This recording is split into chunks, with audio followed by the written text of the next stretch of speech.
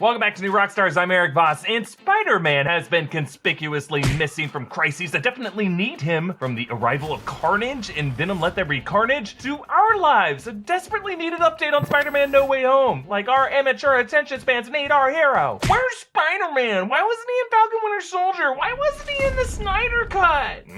The short answer is not every Marvel story is a Spider-Man story, and there's not always room in the budget for Tom Holland and the team of ninjas to poison everyone he accidentally spoils the plot to.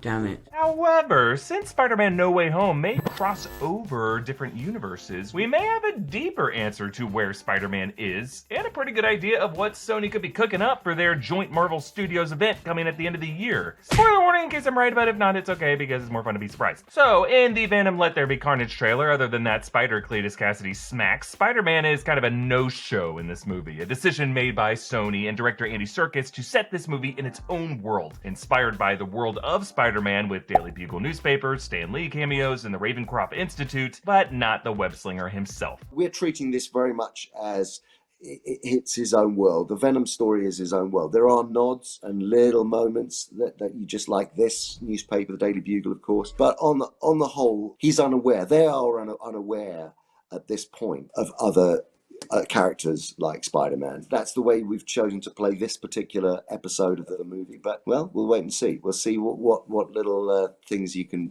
pick out of it. The first Venom and Venom Let There Be Carnage are not part of the MCU. Now, back in 2017, Sony had Amy Pascal confuse the shit out of Kevin Feige by saying they might be connected, and that Tom Holland Spider-Man meeting Tom Hardy Venom would be inevitable. You never know when Spider-Man is going to end up interacting with Venom because that's inevitable.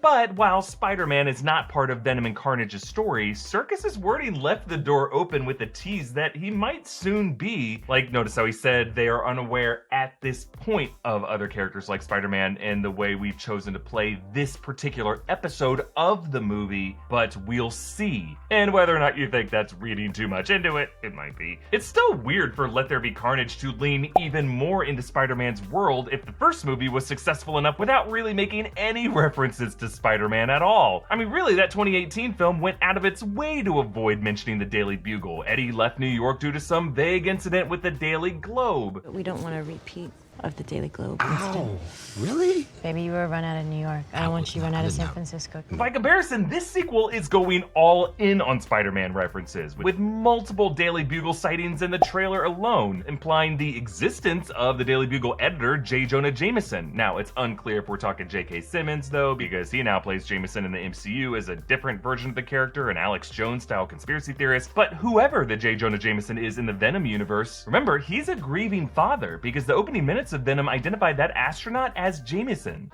One of the astronauts is still alive. That's Jameson. Even named in the credits as astronaut J.J. Jameson III, who in the Marvel Comics is the astronaut son of the Daily Bugle's editor-in-chief, J. Jonah Jameson. And since the Riot symbiote killed him in that movie, that makes the J. Jonah of this universe in a very dark place. And in this very dark world, Peter Parker may not be part of it because he has not yet emerged as Spider-Man, or at least hasn't left the friendly neighborhood enough for folks on the West Coast to think about him. Or going by the dark tone of that version of J. Jonah Jameson, this could be set after an alternate reality Peter Parker has died, which would clear the way for Sony to introduce a live-action Miles Morales or Gwen Stacy. But before we continue, thank you to Skillshare for sponsoring this video. Skillshare is an online learning community with thousands of inspiring classes for curious, creative folks. Skillshare lets you explore new skills, deepen existing passions, and get lost in creativity. Skillshare offers classes designed for real life. Learn and grow with short classes that fit any schedule. Each class is a combination of video lessons and a class project. They have classes and topics new Rockstars fans will enjoy, like animation, film, music, freelancing. One of their classes that sounds really fun and delightfully specific is creative illustration, drawing sea monsters, taught by illustrator Ira Marks. The class not only shows you how to draw the creatures that live on the edge of old maps, but goes into the theory and history of them as well. And as someone whose fiance is working on the Pixar film Luca, I have a sudden new interest in sea monsters and what they're like. It's curated specifically specifically for learning, meaning there are no ads. And they're always launching new premium classes so that you can stay focused and follow wherever your creativity takes you. And it's less than $10 a month with an annual subscription. The first 1,000 of our subscribers to click on the link in the description will get 30% off an annual premium membership so that you can explore your creativity. Even if you've already had a free trial of Skillshare, you can still take advantage of this offer to get a full year of unlimited learning and creative exploration. Either way, the endgame seems to be Sony planning to merge this Venom universe with their other Spider-Verses. Because, remember, the first movie's second post-credit scene was a tease for the animated Spider-Man Into the Spider-Verse, which segued with, meanwhile, in another universe, as if this Venom universe that we're leaving is just one of many universes in a vast Spider-Verse. Now, Spider-Man No Way Home will be in the MCU, but as a Sony production, Sony can cross over any past villain it wants, regardless of their origin universe, which we know they're doing with Jamie Foxx Electro and Alfred Molina Doc Ock, with rumors that Willem Dafoe Green Goblin and others might be involved. And Molina just confirmed that his Doc Ock is the one last seen drowning in the river in Sam Raimi's 2004 Spider-Man 2, saying, quote, "In this universe, no one ever really dies." So if Electro from the Mark Webb universe and Doc Ock from the Raimi universe can suddenly appear in the MCU, Sony could totally extend that batshit logic to Venom or Carnage. But narratively, why would they cross over? Well, let's ask Doctor Strange, the MCU's chief multiverse navigator, confirmed to be Peter Parker's mentor in No Way Home. Now, Doctor Strange was recently revealed to have also been the source of the commercials of WandaVision messages warning the Scarlet Witch to consult the Doctor about her Nexus being abilities. Wanda now appears to be ignoring that prescription, self-medicating with the Darkhold as she scours the multiverse for a reality with her lost children in it.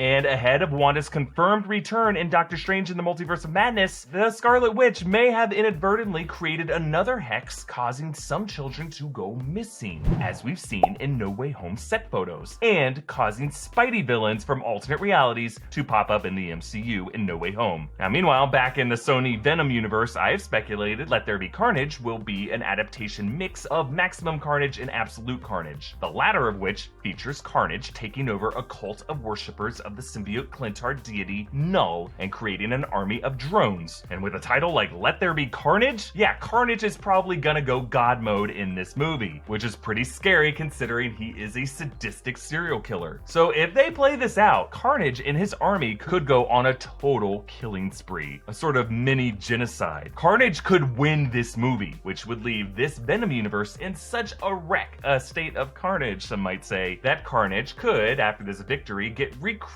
to join a team of worst of the worst villains from across the multiverse, a Sinister Six lineup from the Spider-Verse Hall of Infamy. And this all happened because the Scarlet Witch opened the door and the Sinister Six was able to rush through it. So maybe the reason Spider-Man doesn't appear in Venom and Carnage's universe yet is that Sony, who, remember, shifted their release schedule around so that Morbius could come out after No Way Home now, but strictly kept Let There Be Carnage so that it had to come out before No Way Home, Sony could have a plan to use the MCU's Multiverse of Madness to give their villains a truly bonkers cinematic crossover. Support this channel by checking out one of our many great merch options at newrockstarsmerch.com. Follow me on Instagram and Twitter at EA Voss. Subscribe to New Rockstars for breakdowns of everything you love. Thanks for watching. Bye.